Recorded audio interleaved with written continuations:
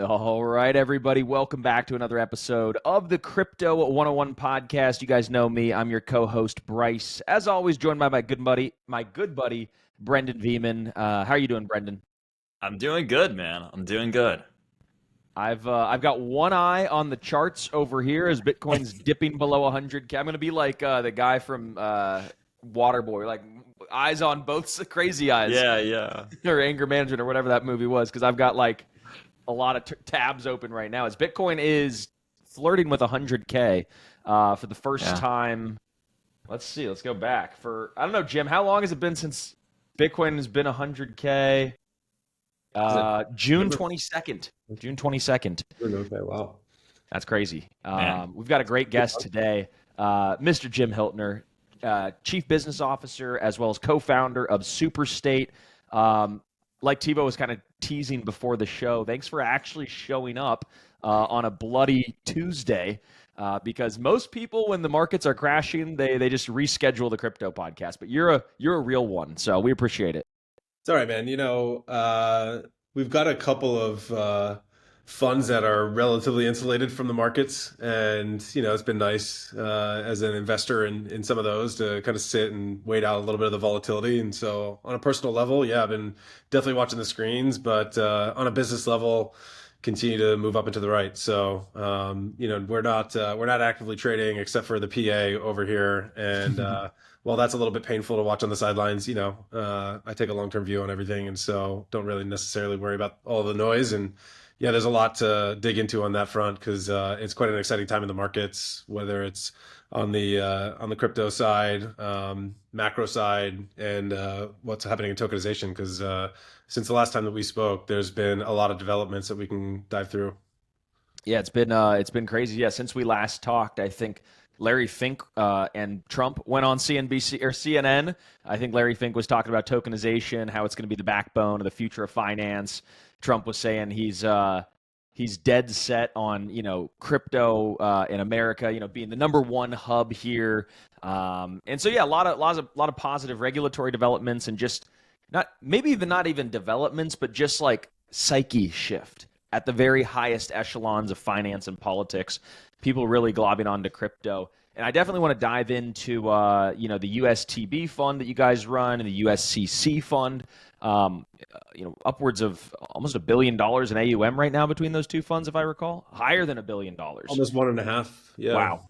Incredible. So yeah, we definitely want to dive in. But for folks who have just kind of met you for the first time here on the show, let's not gyp them of your introduction and a little background.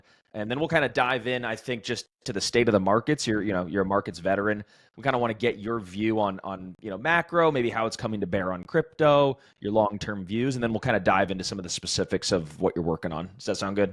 Yeah, absolutely. And so, my background started, like many of us, probably in the traditional space, working at CitiBank, but way back when I got out of school, and then kind of got the small startup, entrepreneurial vibe as I headed into the fintech space, helped build out a company that was in the equity research, analytics field. Basically, took a bunch of models from the sell side and helped the buy side kind of understand where forecasts were and sentiment was on, the streets, revenue models on Tesla or whatever it might be. And had a nice stint there, but was investing in crypto on the side, and so took my talents into DeFi full time in 21. Joined Robert Leshner and the Compound team. There was a business called Compound Treasury that we were running, had about $600 million at its peak. Basically, now that we're going into the rate cutting regime, this was 21 when rates were at zero, and you could lend stablecoins at like 8%, and people were like, "Hey, how do I do that?" But people didn't even really know what USDC was at that stage, which is kind of crazy now that we have the Genius Act in place. It's wild to think that they were underwriting the risk of a stablecoin as solid as Circle's USDC. But yeah, through that product, we basically gave them 4% yield. We were actually, before MicroStrategy, we were the first crypto company to get a credit rating, actually. So, oh, wow.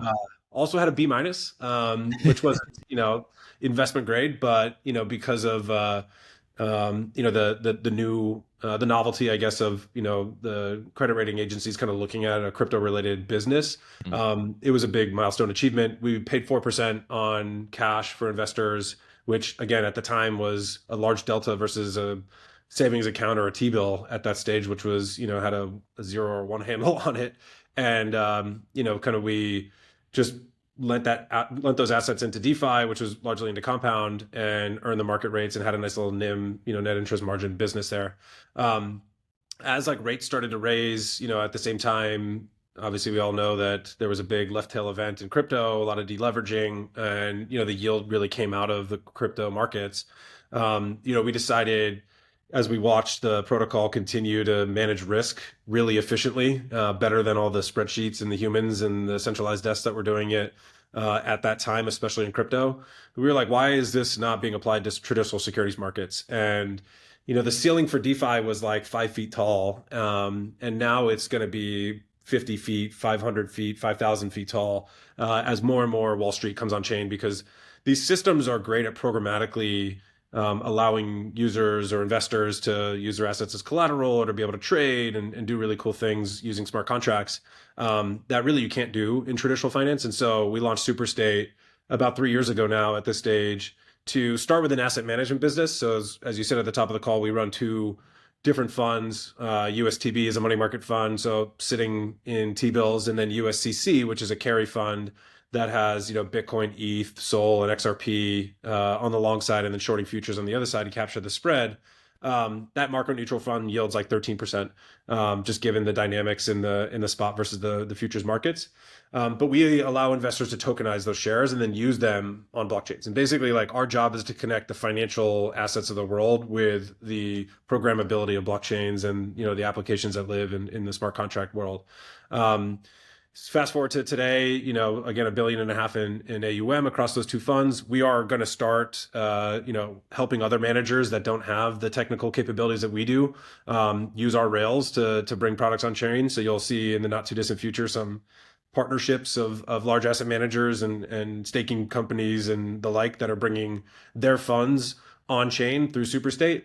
And then, we also launched Opening Bell back in May, which is helping publicly traded companies bring their equity on Solana or on Ethereum, so that you and I that are holding shares in our brokerage account can instead hold them in our Phantom or our MetaMask or Anchorage or whatever custodian, and actually use them in the systems on chain, whether it's trading or lending or, doing a couple of really interesting use cases there. That's really 24/7 markets and self-custody of your assets. That is totally different than the traditional markets. And there's a lot that's going to be built off of that. But a little bit about me and SuperState. I'm sure we're going to dive into all the things there. Yeah, absolutely. And we're going to talk more about Opening Bell because it's a really, really fascinating program and product that you all have built. But a quick reminder for the audience, we've had SuperState on a couple of times. And if you want to go back and listen to those and get like the real heavy rundown of what they are at their core, make sure to go back and watch some of those previous episodes. We've had Jim on, we've had other members of the team on, but today we're going to spend some time talking about just like the markets and of course some of the new stuff that you all have been developing. But I just want to make sure that the audience is aware that we do have other episodes that you all can go and watch if you want to hear more from SuperState. But I mean, Jim, let's just talk about the market at the moment. We're recording this on November 4th, 2025. And, like we said at the beginning of the episode, we're coming back down through 100K for the first time in, several months. We had this nice breakup. We held above it for a long time. Well, now we're coming back down. There's a lot of volatility. And there's just a lot going on in crypto right now in general. Like, my question for you is, what do you make of all this? Because I think the one thing that stood out to me is that we've seen Bitcoin and crypto alike struggling to break the highs for the last couple of months. But that's not necessarily what we've seen if you look at the M2 money supply, or if you look at gold, or if you look at equities. All of those have been trailing the kind of consistent new highs for the past couple of months, but we haven't seen that in necessarily crypto. Yeah, I think it really, if you look at it from 2 perspectives, you look at it from like a top-down macro view, and then you look at it from a bottoms-up fundamental view. It's kind of 2 different stories. But taking a step back, the Fed started a campaign of beginning to lower interest rates, which, was signaled, whether it was from the Fed themselves or from the White House, that campaign was going to get started. We saw 2 monthly revisions from the Fed over the last 2 meetings to reduce rates, which has brought, more liquidity to the system, and has kind of recognized the fact that inflation is starting to pull back. Maybe it hasn't gotten back to the levels that we all would like when we look at our grocery bills on a regular basis. But that campaign, I think, was definitely well known by the market, and that was what you saw in a lot of the activity heading into those events. Because if you look at futures curves, that was priced in to a large extent. I think what kind of shocked, if you will, the market for the last like couple of days or weeks has been post the recent meeting, the question mark around whether there's going to be another cut and what the size of that campaign Mhm. looks like, if there's going to be a pause or if there's going to be continued, downward pressure on the front end of the curve. And, that's largely because just the information that's available is not as robust as I it guess the was. government shut down, so there's like no information available, Yeah, right? exactly. I mean, like, I forget the analogy that Powell used in If I'm his. driving through the fog, you slow Exactly. down or Yeah, something. exactly. Which, I think is, pragmatic. Yeah. But it's also frustrating at the same time because, this does feel somewhat self-induced as a political maneuver to not be able to provide the public and, markets with information to be able to figure out what goes next. And so I think that, gave a lot of people pause. And then, you mentioned, gold has had an unbelievable year. Yeah. If if you take that as a highly correlated asset to Bitcoin, you would expect to see similar moves in Bitcoin, but you just haven't seen that. And I think the accumulation that's taken place on the traditional stores of value like like gold and maybe even like silver and others, has just been bananas. And a lot of that is it's not retail people buying gold, right? I mean, No. yes, that's some portion of it, but that's large institutional pension funds, endowments, sovereigns, even that are maybe moving out of treasuries that are no longer going to yield what they're yielding, and also like understanding the political and fiscal and monetary situation in the US, or like thinking about how do we reallocate our balance sheet to something like gold, which is performed really well. At some point in time that becomes Bitcoin. That's just not there today. And open access to the ETFs has definitely given a conduit for larger allocators to get into the space, but the volatility and just the education still isn't quite there for them to really move in size. But I think that that'll happen at some point. And on the equity side, it's just continued Mag 7 outperformance, and the breadth in the market is just so ridiculously low that Yeah. you've got companies that are 4 trillion, 5 trillion, who even knows? You've got some private market companies that are going to potentially IPO at $1 trillion. Like the amount of concentration of performance is kind of scary. And throughout the early days of this week, maybe a little bit late, but the big strategists are coming out and saying it's probably time for a correction. And when you have like just general angst in the momentum of a very volatile asset class, like that's the first thing to like show Mhm. you that there's going to be potential for a healthy pullback in the markets, which has just been bananas up and to the right. Um, and I think that that'll come back into crypto at some point in time, but it makes sense when you see the original or the initial move going on the most liquid 24/7 asset class, while that might also be taking place in other markets in parallel as well too. Yeah, and like on that point, you mentioned like the next Fed meeting. I think that'll come up in December or something. But there was also another really big meeting. It was like the Trump President Xi sort of meeting that they had. I think November 1st or something to try and figure out sort of how to tamper down the flames of a trade war. And it seems like that's really what kicked things off in crypto to the downside was on the 10/10 October 10th sort of crash. It was them China starting to ban or curb these exports of like rare earths and magnets and all these kind of things that America's supply chain for their military and for their pharmaceuticals, like we're all super dependent on China. And so then they kind of had that leverage over us. Then Trump was like, all right, fine, 100% tariffs back on you. And everybody's like, all right, sell it all, and then the markets crashed. 20 billion was liquidated. Do you think like, is any of that kind of coming to bear still on the market? Like, are people still trying to suss that out? Because what seemed like, this month they said, hey, we've got a good deal. This is great. Everybody's on good terms. I think that's kind of like BS, right? And the market's maybe calling BS on it. Yeah, I think so. I mean, so what's interesting about that move is the announcement about 100% tariffs was put on everybody's radar after markets were closed in the Mhm. US, which, maybe is actually a good, at some point in time, segue into tokenization and why we're doing what we're doing on the equity side. But the, markets that were open were digital asset markets. And so the largest, drawdowns that could be executed were in Bitcoin, ETH, Sol, like you name it, in every asset. And, because of the last few months of increased leverage that was built in the system with perps and, all these various like hyperliquid competitors that have come to market, I think people really started to like farm points and like build up leverage. And then all of a sudden on that Saturday on the 11th, everybody was Googling what does ADL mean? And like auto leverage all of a sudden became like a topic. And, my original view after that happened was the fact that we didn't crash further and that we snapped back was actually a really bullish signal. I've actually been convinced otherwise over the last couple of days that maybe it wasn't as bullish as I thought it would be. Because like typically in a shakeout like that, if you snap back, then you flush out a lot of leverage, and then you can start to build back positions going forward.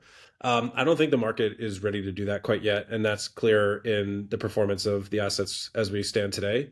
And yeah, I mean, like the meeting with Xi was like all hunky dory, I guess. But at the same time, we kind of forgot about tariffs for a couple of months or a couple of weeks, and then you had that just kind of drop on your plate on a Friday night. And then I think now people are realizing that that can happen again and are a little bit hesitant to put on some more risk. And crypto is so narrative driven. Like all the chats that I'm in and all the people I speak to, I was at a dinner last night with a bunch of investors and like, what are you excited about right now? And there's like one or two themes that everybody is kind of like rallying around, but like broadly speaking, at least in the near term, there wasn't like, that major narrative that's really pushing things forward that like people can get exposure to, like prediction markets maybe, like, but there's no token to trade on that, right? At least at this stage, like, perps protocols like continue to get, more and more adoption, but like, has Hyperliquid won is the question, right?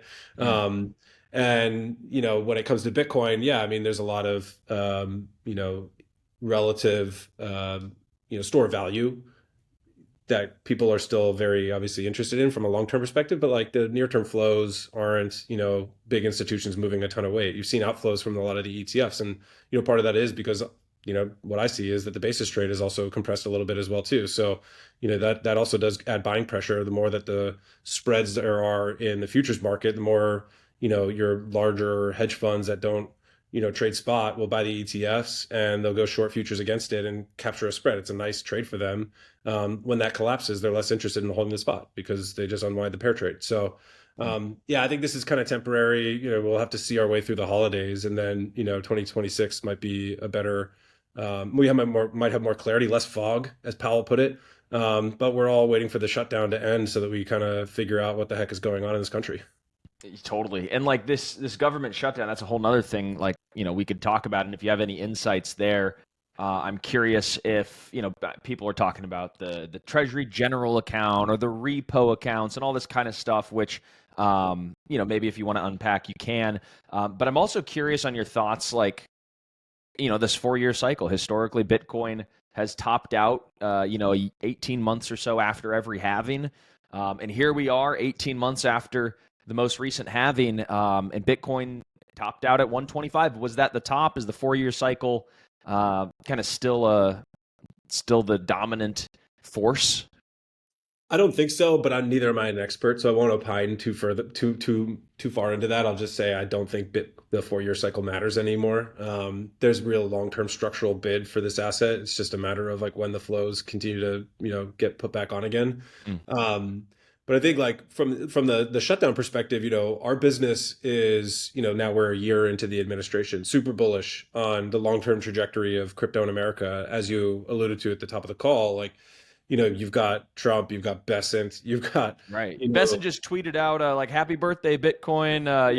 It's a great thing. So I was like, wow, great.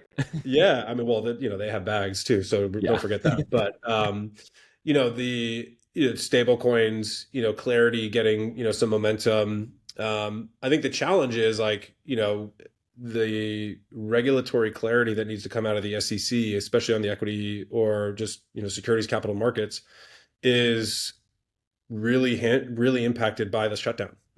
We were supposed to have a meeting with the SEC a few weeks ago that got canceled, and we're waiting for them to open back up so we can revisit that conversation. And us, 30 days of the government being shut down, the last thing that really matters to the country at this stage, like immediately, is SuperState having a meeting with the SEC. But from a business standpoint and from like an innovation and like growth for the capital markets on chain, it matters. And so I think you're seeing a little bit of a slowdown in the progress that can be made for anything legislative or regulatory that is, at least the first time in my life, really seeing on a personal level, like tangible impact from a shutdown to, a business that is looking to make change. And so, I think the concern that everybody has is, hey, we're a year into the administration. We've done a lot of really great things, but have we done all the things that we really wanted to do? Probably not. And that's okay.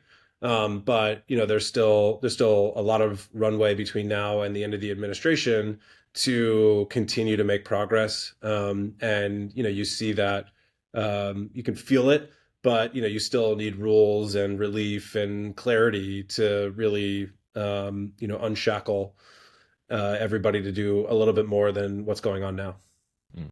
Yeah. I mean, it is fascinating. And I think people are quick to forget everything that we have done and everything that has gone on. And you even look back a year from where we are today, and we've come a long way.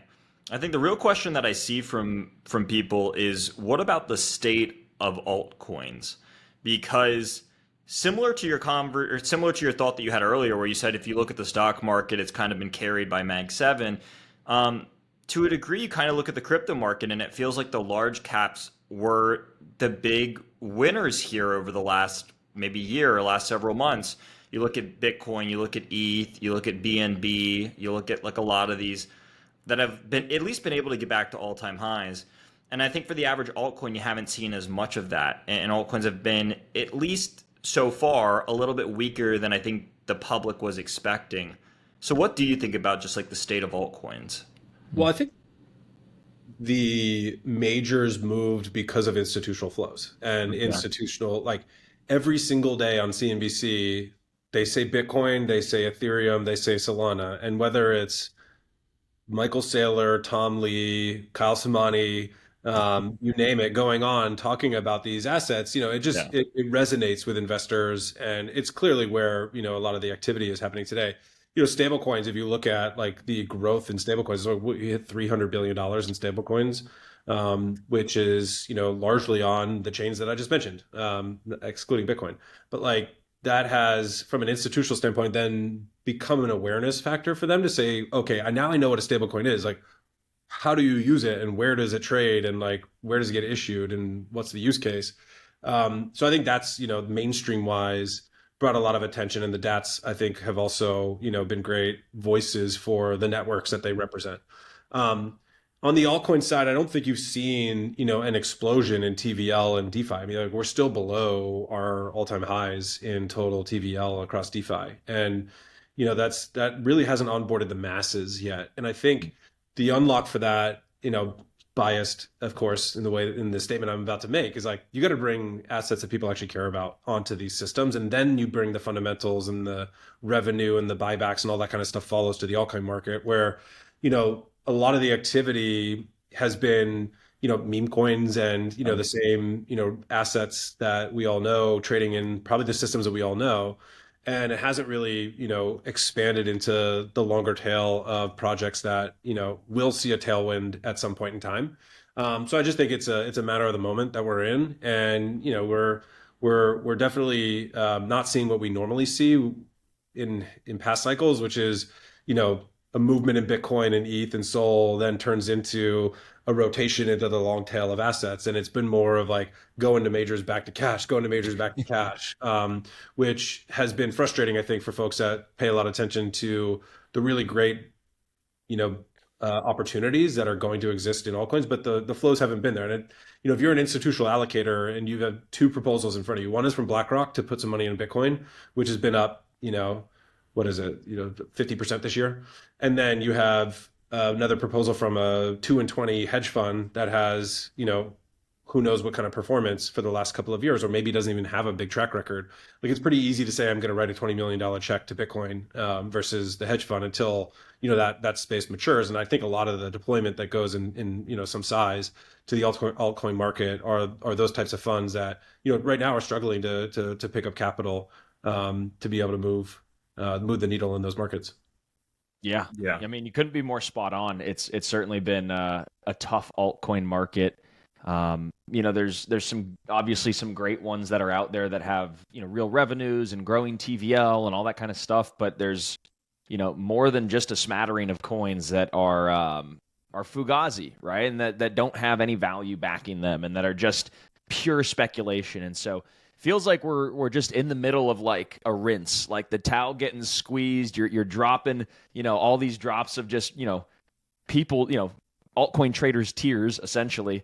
And things are it's always darkest before the dawns. I know a lot of people out there who are listening to Crypto 101 consistently are altcoin traders and are probably licking their wounds right now. And so you gotta this is why risk management is always so important, and having your trades and having your invalidation points kind of set up beforehand, and hey, if you've kind of got this trade that you think is going to go right, well, at what point is it wrong, right? And when can you kind of get out of that trade? And so that's something I definitely want people to be thinking with is, have your mental stop losses been hit? Have your actual stop losses been hit?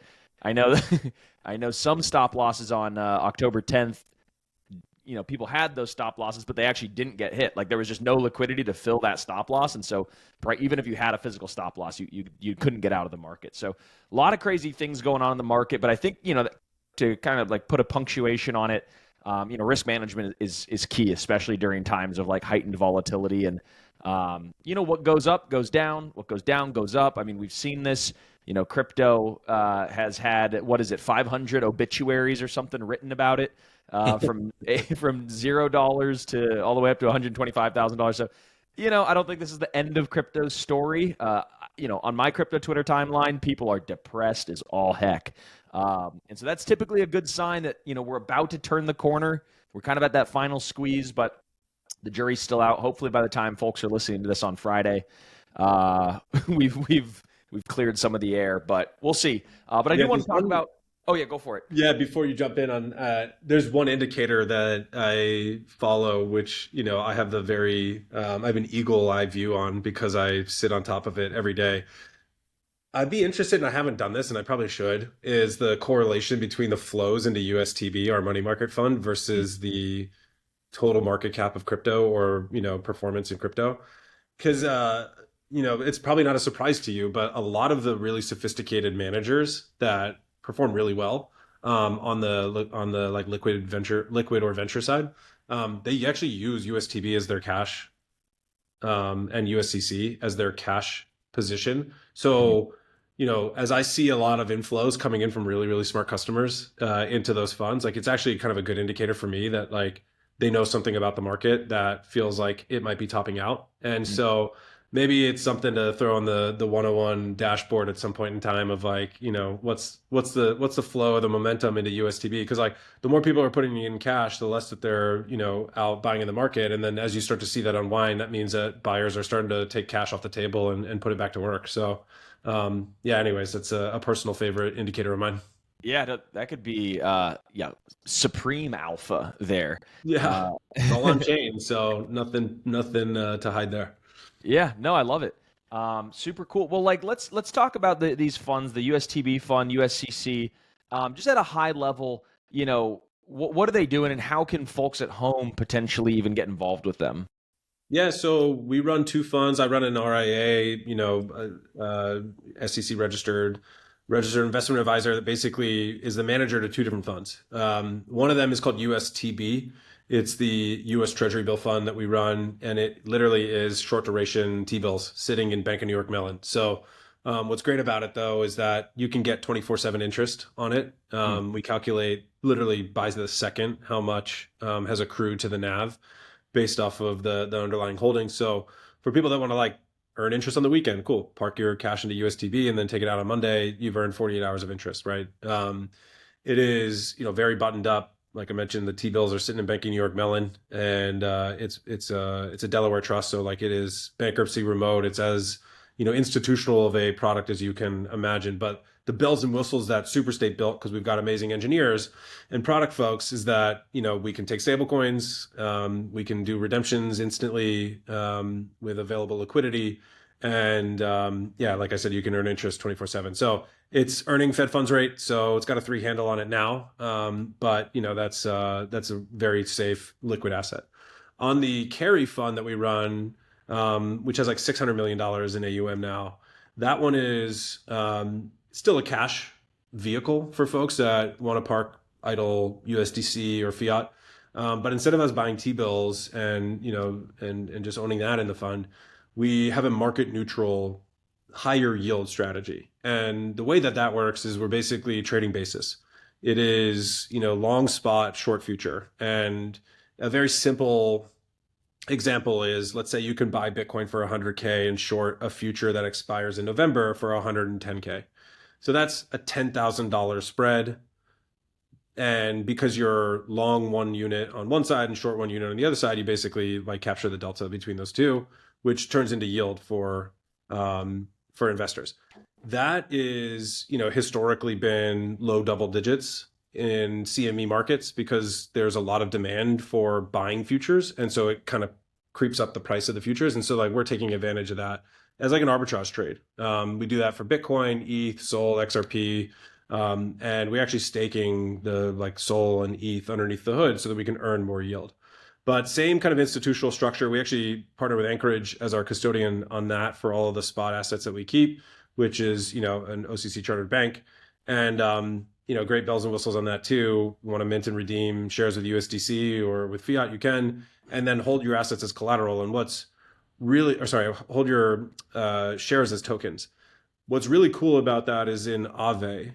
Aave is one of the largest or the largest DeFi lending protocol in every ecosystem. And they spun up a specific market for real world assets. So products like USCC and USTB. In the market, you can take USCC, which yields again like 13%, post it as collateral in Aave, and then borrow stablecoins against it. So really high quality, low volatility collateral that you can then use in DeFi because there's a token that you hold in your wallet, which is compatible with Aave. And then you borrow stable coins. You either buy more USCC so you can leverage your returns up to like 25%. Or you are borrowing against the collateral to go maybe buy Bitcoin today if you want to, because it's dipped. So that intersection between like a very traditional instrument, if we didn't build any technology, we could offer that fund to investors and it'd be very successful.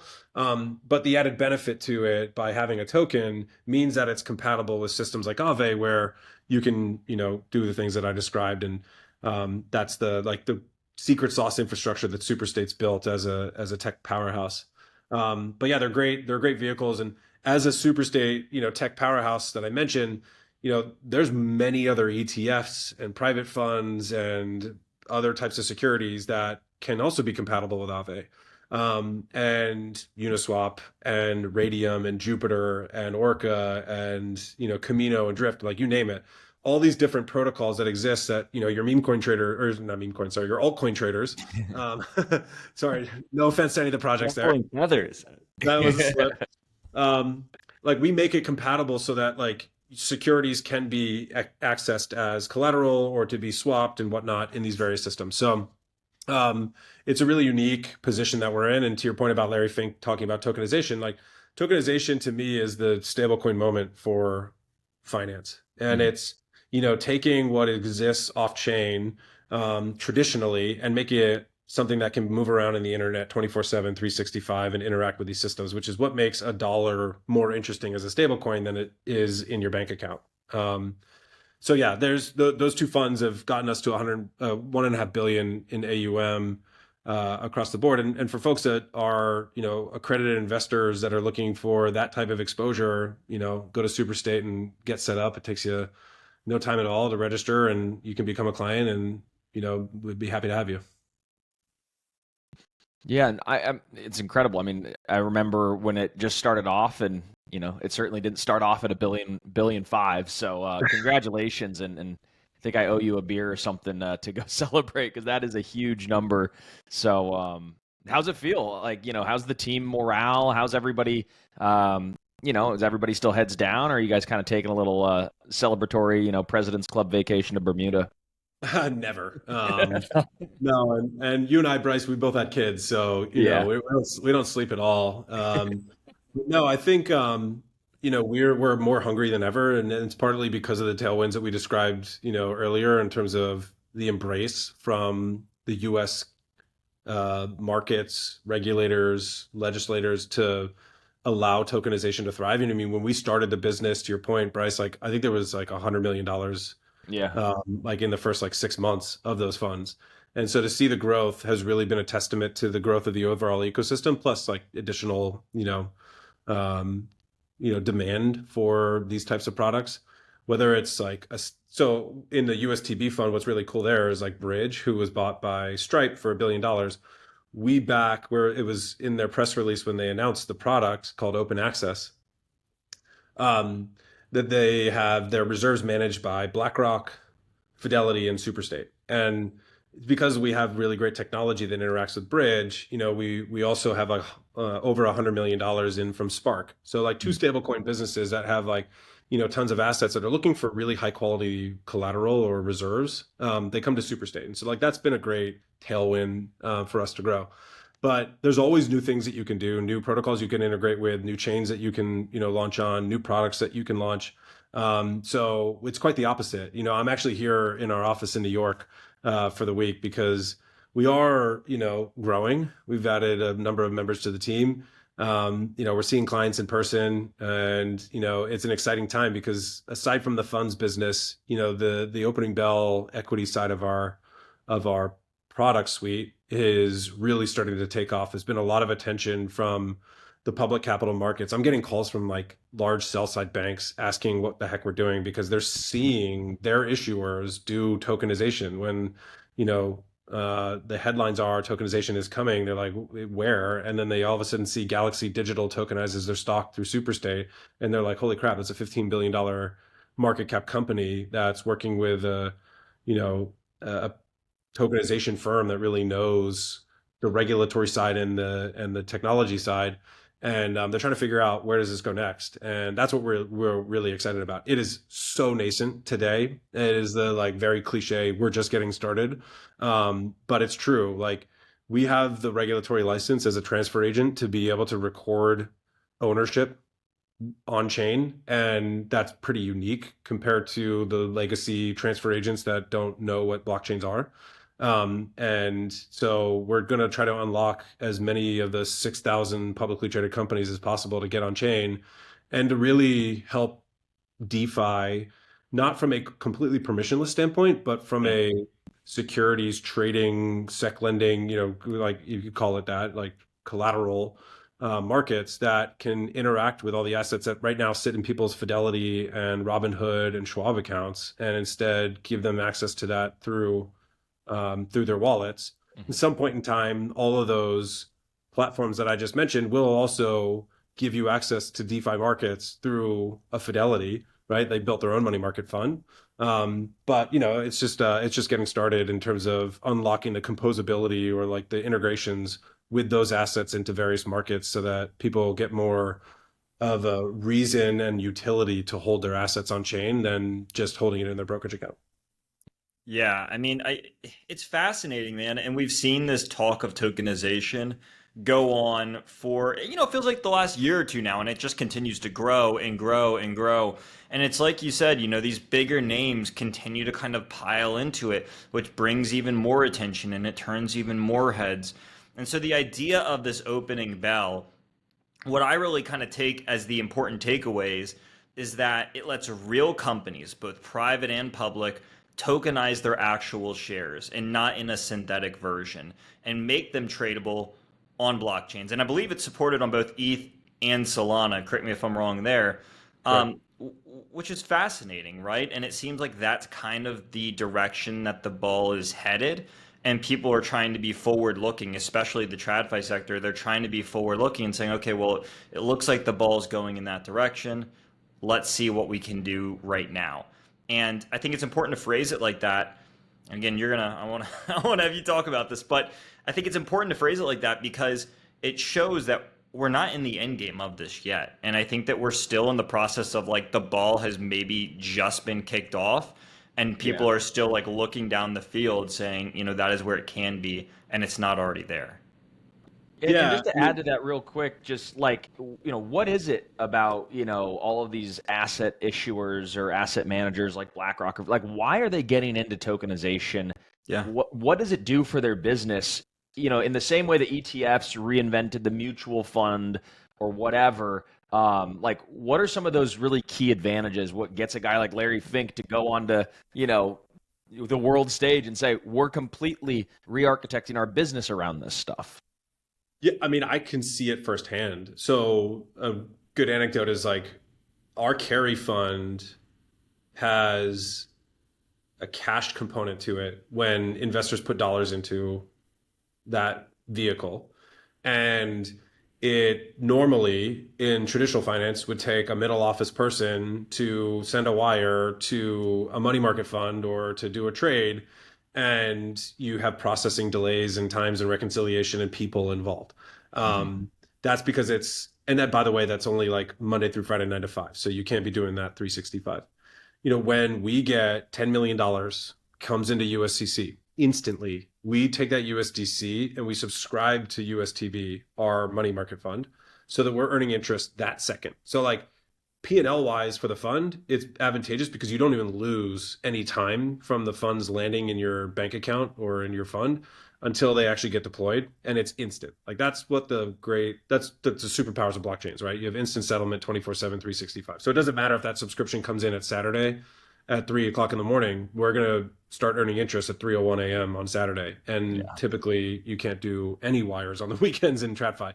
So I think, I use that example because it to me is a operational and also a financial improvement than the traditional business. And like if you run $10 trillion and you have thousands and thousands of middle office and back office people that are just doing rote work, it's kind of similar to how AI is going to disrupt and just enhance the human experience in the workplace.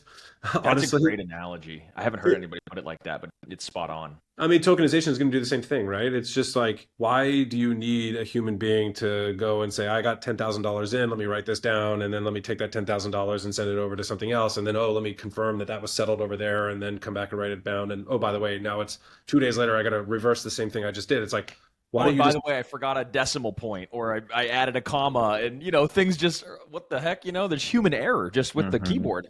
Yeah, no, it's insane. And like as a guy who started, like I said, at CitiBank, like I saw the black and green mainframe screens that like these guys use in the back office to, reconcile billions of dollars of transactions, and having and just losing it, honestly. Like where the heck did that money go? And you got to like send a bunch of emails and find somebody who can say that they know how the break happened. But yeah, so I think automation, it's the same thing as Stripe buying Bridge, right? Like they have a real opportunity to increase the gross margin of that business by automating a lot of the financial workflows that they have behind the scenes on chain instead of on fiat. So I think that's like the main area. And like to Brennan's point, what's been really great has been the institutional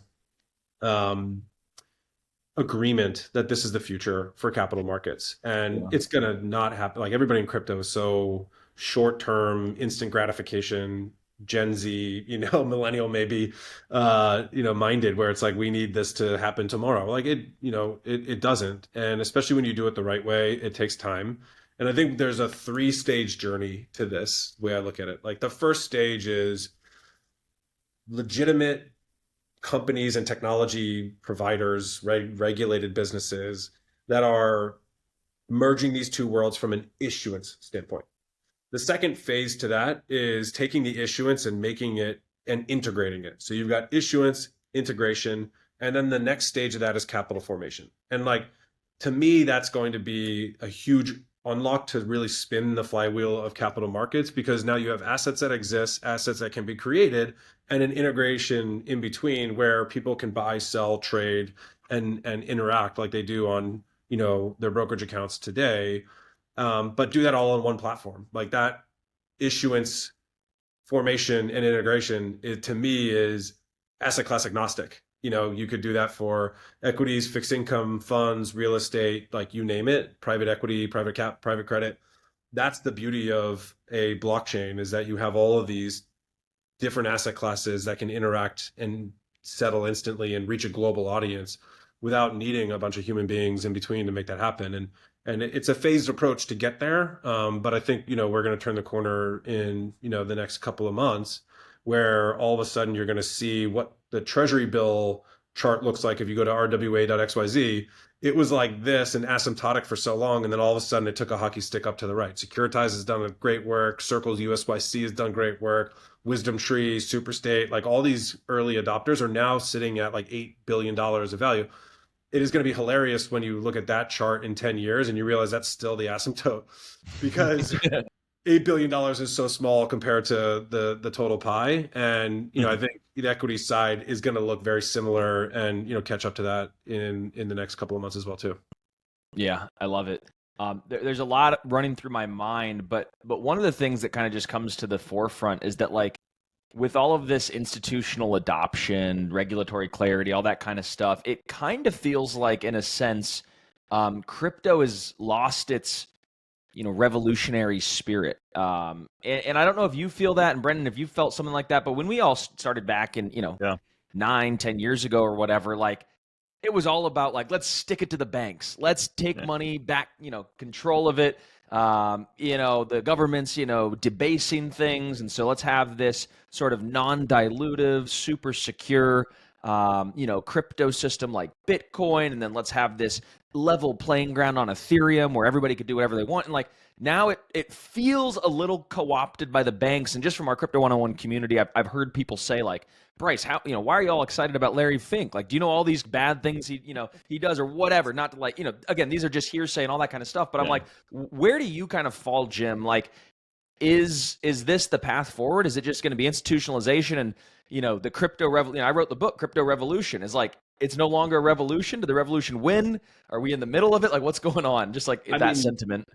I mean, look at the chart of Zcash. The revolution is still happening, guys. I think, like, honestly, and I've been actually saying this for a while, even like from my Compound days, like, there I think is going to be parallel activity happening in crypto. Mm-hmm. One side of which is very much the revolution that you described, which is to each his own. And I think, there's a fantastic element of, seizure resistant assets, privacy in transactions, self-custody. But in the reality is that while crypto's big, it was a $4 trillion market cap. I don't know what it is after today's moves. Call it 3.5. But like, it pales in comparison to the activity and size of traditional assets. And so I think there's a world where both exist, which is a great benefit to crypto. And I think the one thing that people don't appreciate about tokenization is it actually does kind of stick it to the banks. And sorry to all my bank partners and friends out there. But, I own Galaxy Digital as a share in Fidelity. I have like very limited options in what I can do with that. Meaning I go to Fidelity and say, I want margin against this. They're going to quote me a certain LTV and a certain loan. That's because I'm stuck in their world.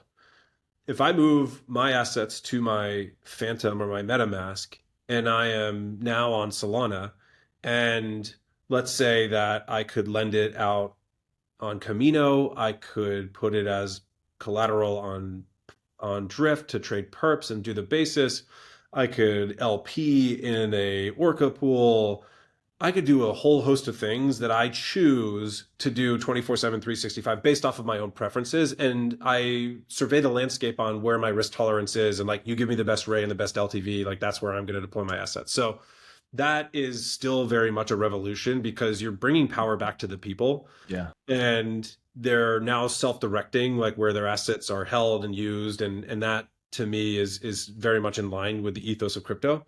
And I think the other thing too that like is going to be really interesting to see is I tweeted about this a couple months ago, but like banks became so big because they had great technology and global distribution. Well, guess what has great technology and global distribution? Solana, Ethereum, you name it. Yeah. And so the other way to bring power back to the people also is give them the ability to go deploy their assets into the investable opportunities and allow companies on the other side to reach audiences and loyal investors all over the planet. Like, imagine you drive, your favorite car in some jurisdiction where you can't buy the stock of that company. Well, like I've been, a loyal, call it GM driver for a number of years. If I'm in a region that doesn't have a brokerage account where I can buy GM stock, like I don't get to benefit on the upside of what I think is a great company. You can do that with a token. Yeah. So that's my soapbox on that. Tokenization is not killing the revolution. No, yeah, I think we would all agree, tokenization is a net good for crypto, and it's super innovative, and it's just innovative at its core. And so we're excited to kind of see the direction that it continues to go. We're big fans of tokenization over here.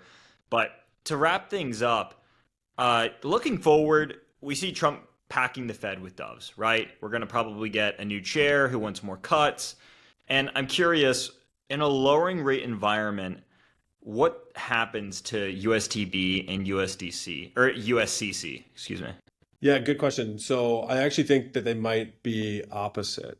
And so USTB clearly is going to follow Fed funds rate. Like the mandate of that fund is to actually perform in line with what Fed funds is. So I think you'll see a reduction in yield, but I don't think you'll see a reduction in assets under management because stablecoins have a mandate in Genius to put their assets into short duration treasury bills. So, that's a big client segment of ours. And, even for like the liquid and venture funds that I mentioned, to the extent that they want to move back to cash, getting 1%, 2%, 3% on T-bills is still better than getting 0% on a stablecoin. So while it might be less attractive from like a collateral, in DeFi perspective, because the rates are going to be higher on USDC or your borrow rates are going to be higher, I still think there's just structural demand. And, I don't see the $7 trillion in money market funds getting unwound tomorrow, even though, the Fed is lowering rates. On the carry fund, depending on the risk appetite of the market, if the Fed lowers rates and you see Bitcoin rip to 250K, you're going to see spreads and basis blow out to 20, 30%, especially in the perps market.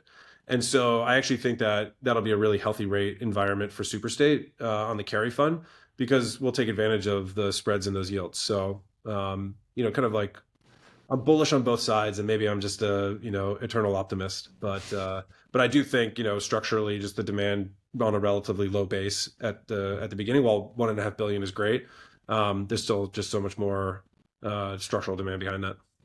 Yeah. No, I love it. And I'm an optimist too, despite the propaganda that Big Short had. Well, the pessimists always sound smart, but the optimists make the money in the long run. So I hope everybody at home watching enjoyed this conversation. I know you did. It was super timely. Wanted to get you in here to kind of comment on the market action and all the exciting things that you're doing, Jim. So we'll let you go until next time. But just, things will be down in the show notes for where to find you. But in case people don't want to click into the show notes, where can people kind of follow along on X or any blogs or websites? Yeah, go to superstate.com. You'll see all the great things that I walked through here today. And then, I'm at Hiltner Jim on Twitter. I'm not the most prolific social media guy, but every once in a while I like to surprise folks. So stay tuned. Love it. Well, hey, Jim, have some safe travels there in New York. Stay toasty warm. I heard it's going to be a really cold fall and winter. So until next time, we'll see you soon. Thanks, everyone.